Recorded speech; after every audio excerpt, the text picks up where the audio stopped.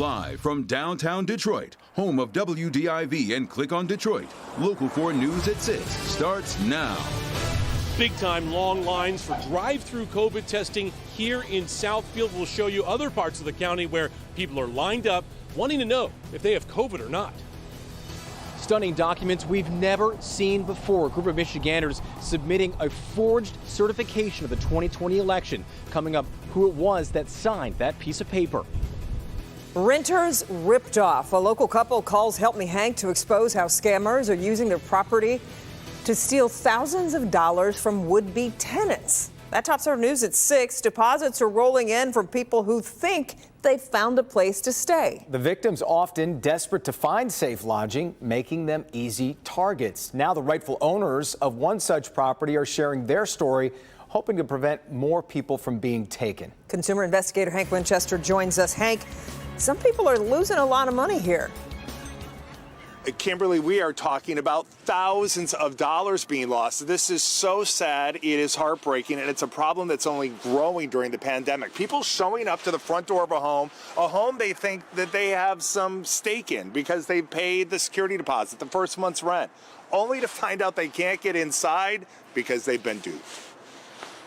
The ad on VRBO shows off an inviting home, a short-term rental nestled in a secluded wooded section of Southfield. It's a vacation rental. That's what it is. So people come in for a long weekend or for a week or maybe 2 weeks. But this ad on Craigslist for the same home makes potential renters think this property is available for a long-term rental. It's not.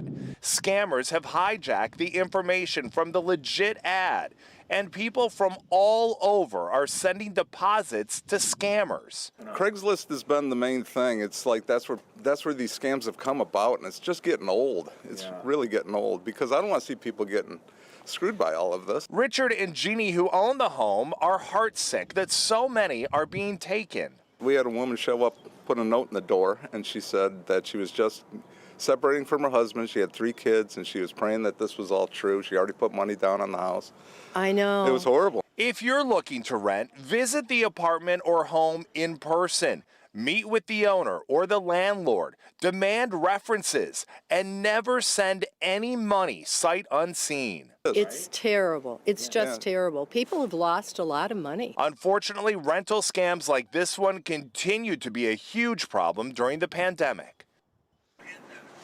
It is just heartbreaking. People losing so much money. I did reach out to Craigslist today. I was assured that that address taken out of the system, that address will not be able to be online with a fake ad. But again, that's just one address. This has been happening all over Metro Detroit. And as you heard that couple say, they had a family from Indiana show up with the moving truck ready to move into that property. So you really have to take your time and be careful. We're live here tonight. Hank Winchester, Help Me Hank, Local 4. Yeah, and sometimes even being careful seems like that isn't even enough these days. Hank, we appreciate you bringing it to our attention, though. Now to the coronavirus and new numbers from over the weekend as there continues to be a rush on testing. The state is reporting a 3-day total of more than 44,500 new cases. That breaks down to an average of more than 14,800 a day. And we've lost another 56 lives. Oakland University announced it will continue virtual classes through the end of the month. With the frustration over testing, the Biden administration is making a change. Starting Saturday, insurance companies will be required to cover up to 8 home COVID tests per month. You can buy the kits for free under your plan or get reimbursed. Michigan's hospitals reported a record number of COVID patients today. About 4,900 people are hospitalized with confirmed or suspected cases. The previous pandemic high was set last month. As local hospitals continue to be strapped, federal workers are arriving to help. These are images of the clap-in Sunday when a relief team arrived at Henry Ford Hospital in Wyandotte. The 30-member disaster medical assistance team consists of doctors, advanced healthcare practitioners, nurses, paramedics, pharmacists, and logistics, and support personnel. The demand for COVID tests also extremely high, as evidenced by lines of cars outside testing centers across Metro Detroit. Sean Lay has been out speaking with some of the people waiting to find out if they've got the virus. Sean, I guess everybody's really got a unique situation. They truly do, and these cases. You guys just went through them. They're skyrocketing. So with the skyrocketing number of cases, there's an increased amount of places now where you can get a test, including one mom waiting in a long line. It was vital for her to get a test today.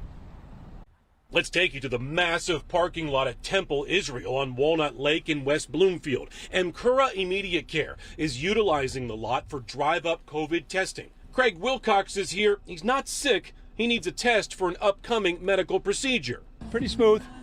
We're going fast. Now let's take you south to Southfield and the Southfield Pavilion. Long lines here as Oakland County ramps up COVID testing. It's key to mom Amitra Nelson. Right now, she has COVID. Her daughter is with her. She needs to get her daughter a test so they both can protect family, classmates, co-workers. Bottom line, she doesn't feel well. I don't think I am through it. I'm just having a lot of symptoms where I'm very sleepy and my sinuses are acting crazy right now. With 21,000 new COVID cases, this is a massive surge for Oakland County. If you aren't finding a rapid test at the drugstore, the county has 3 testing sites up and running all week. When do you get the test results? Currently, the website says you can expect the test results in 24 to 48 hours. Now, of course, that could change, over the course of the week or the month here, only because so many people are getting tested and there are a lot of cases out there. But the great thing is you do have the ability to sign up to get notified by text message or email. And most people we talked to today in those lines were very pleased how quickly the lines were moving, whether it was at an urgent care sponsored test site or an Oakland County sponsored test site. Oakland County, 3 sites now up and running Monday through Thursday. So first in Southfield, then tomorrow in Rochester, then on Wednesday in Pontiac. We're live tonight in Royal Oak. Sean Light, Local 4, back to you. Hey, Sean, thank you. And if you're looking for a place to get a COVID test, there are more than 500 of them operating right now across Michigan. We have a full list of the pharmacies, health centers, and other locations at clickondetroit.com. Look on the home page or the Good Health page. And you got to feel for anybody who had to stand outside to get those COVID tests today. As we bring in Andrew for a check of the forecast. Pretty cold one out there, Andrew.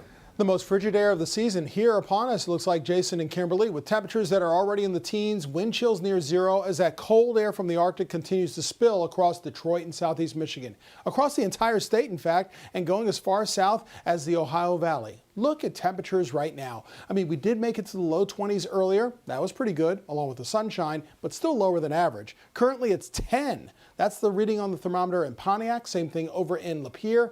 In Adrian, it's only 14 degrees at this hour, and it feels even colder than that. Now, fortunately, snowflakes are all someplace else. So the main focus as we go over the next 12 to 24 hours is this cold air. Temperatures right now between 12 and 15 degrees across all 4 of our zones, but now it feels like -4 if your skin is not protected over in Ann Arbor. And your wind chill forecast shows even lower wind chills as we go through the overnight hours, especially as low as -10 to -15 overnight tonight and when we wake up on Tuesday. Make sure you layer up and cover those extremities. Make sure your kids are bundled up as well. And as always, bring the pets indoors.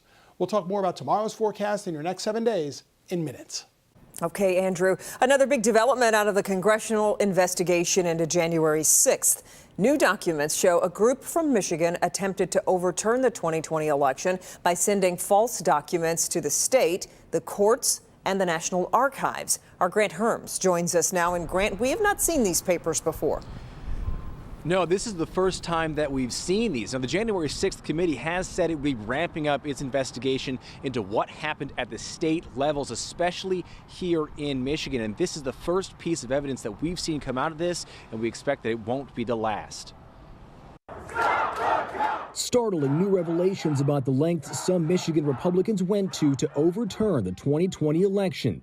New documents obtained by Politico showing 16 Republicans forged and signed papers sent to the National Archives, attempting to certify the election for former President Donald Trump. Among those signees was Kathy Burden, the Republican National Committee member from Michigan, Shelby County Clerk Stanley Grott, the Michigan GOP Grassroots Chair Marion Sheridan, and current state party co-chair Meshawn Bannock, who was elected to her post after sending the fraudulent documents. Maddock's husband, Oakland County State Representative Matt Maddock, was among a group of 14 self-appointed electors who attempted to enter the Capitol during the certification process in 2020. The couple also helped charter buses to the Washington, D.C. Stop the Steal rally that would lead to the January 6th insurrection. These new documents also come on the heels of a new election audit from Macomb County, showing yet again the election in the county Trump won was safe and secure. Was there something in there that might have changed the score? The answer is no. Nothing happened in those servers. Nothing happened in the communications. There was no malicious software. So it was a pretty, I'm comfortable on our end where we're at in Macomb County that our servers were never compromised. Now, some of those making claims that the 2020 election was stolen are from right here in the Macomb County Republican Party, of which the county clerk is a member. The party here has endorsed several candidates who are election deniers. When I reached out to ask if they'd be rescinding those endorsements because of this audit, I did not get a comment back. Back to you. Yeah, well, Grant, what is the Republican Party saying about these documents tonight? So far, nothing. I did reach out today to party officials to see if these signees could face any consequences and didn't get a comment back. Late this afternoon, the Attorney General's office told me that these signees and these documents themselves were part of an ongoing probe, but they couldn't tell me more. So this is something that we'll be following. Yeah. Back to you. Stay on it. Okay. Grant, thank you. And be sure to tune in tomorrow morning to Local 4 News Today. Devin Skillion will be unveiling the results of our exclusive new poll where voters are grading Governor Whitmer on her job performance. You'll see how she stacks up against her Republican challengers. That's tomorrow morning. Coming up at 6:30 a.m.